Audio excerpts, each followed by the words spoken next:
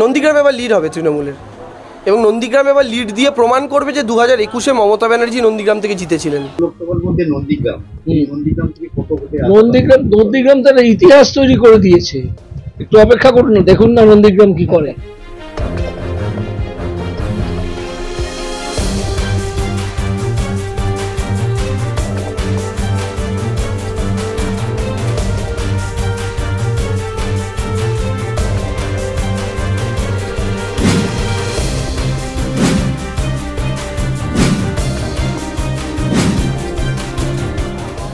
খুব ভালো পরিবেশ, এত পুরনো একটা উৎসব দোলযাত্রার সময় এখানে হয়ে থাকে এবং এসে সত্যি খুব ভালো লাগলো। প্রচুর পুণ্যার্থী এসেছেন এবং বিরাট মানে আয়োজন আর কি, আপনারাও দেখেছেন, সেটা খুব ভালো লেগেছে। এবং সত্যি কথা বলতে এখানে এসে একটা আলাদা রকমের এনার্জি নিয়ে ফিরছি আর কি, যেন আরও প্রচারটা ভালো মতো করতে পারি।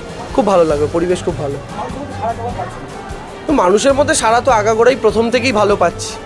এখন মানুষ যদি মানুষের মতো ভোটটা দিতে পারেন তবে নিশ্চিত আমরা জিতছি। এখন আমাদের টার্গেট একটাই, শুভেন্দুবাবুর যে অর্থ এবং অর্থের যে মেশিনারি সেটাকে আটকানো। ওটাকে যদি আমরা আটকাতে পারি আমরা ব্যাপক ব্যবধানে জিতব। দেখুন, এখানে তো প্রচার করতে আসিনি, এখানে এসেছি এই উৎসবে পার্টিসিপেট করতে, এই উৎসবে অংশগ্রহণ করতে। সেখানে কিছু মানুষের সাথে দেখা হলে তাদেরকে প্রণাম করা বা তাদের সঙ্গে যে সামাজিক যে কথাবার্তাটুকুনি হয় সেইটুকুই। আলাদা করে আমাকে ভোট দিন বা ভোট চাইতে আসা, তার জন্যই উৎসবে আসিনি।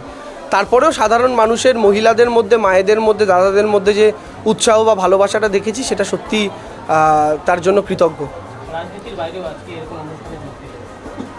একদম, দেখুন, রাজনীতি তো সমাজেরই অংশ। রাজনীতি মানে politics is the reflection of the society. এই সোসাইটির রিফ্লেকশন হচ্ছে পলিটিক্স। আর এই সোসাইটির মধ্যে যেমন বিভিন্ন জাতি ধর্মের মানুষ আছে, তেমন তাদের উৎসব রয়েছে, তাদের প্রত্যেকের নিজ নিজ চিন্তা ভাবনা রয়েছে, তাদের প্রত্যেকের নিজ নিজ এরিয়া রয়েছে।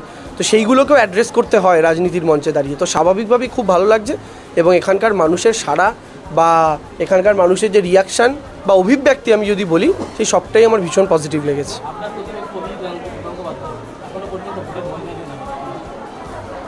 না, আমার তো মনে হচ্ছে শুভেন্দুবাবু হয় ওভার কনফিডেন্ট, আর নাহলে শুভেন্দুবাবু বুঝে গেছেন সিটটা হারছেন। দুটোর মধ্যে যে কোনো একটা হবে।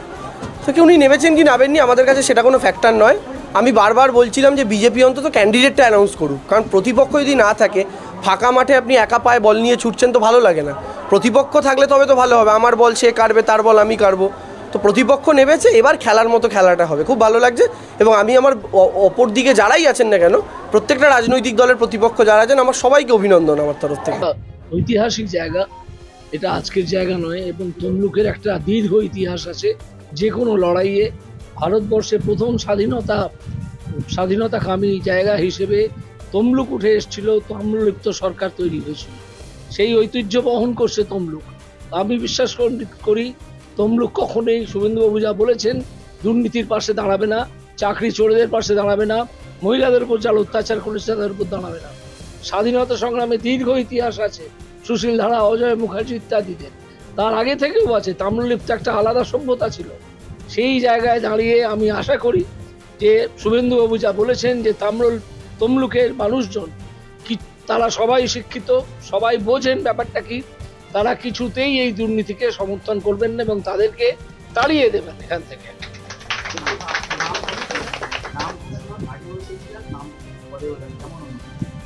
না, নাম ঘোষণার আগে এসেছিলাম সকলের সঙ্গে পরিচয় করার জন্য, নাম ঘোষণার পরে এসেছি। এখন দায়িত্বটা আরো খানিকটা বেড়েছে, আমাদের সঙ্গে ওরা সবাই আছেন, আমার সঙ্গে আমাকে আপনারাও আছেন, আপনারা সবাই আমাকে গাইড করে নিয়ে চলবেন। এবং আমার ইচ্ছে প্রতিটা গ্রামে পৌঁছানোর আমি চেষ্টা করব, যতদূর সম্ভব পৌঁছানো যায় সেই ব্যবস্থা পার্টির তরফ থেকে করা হচ্ছে।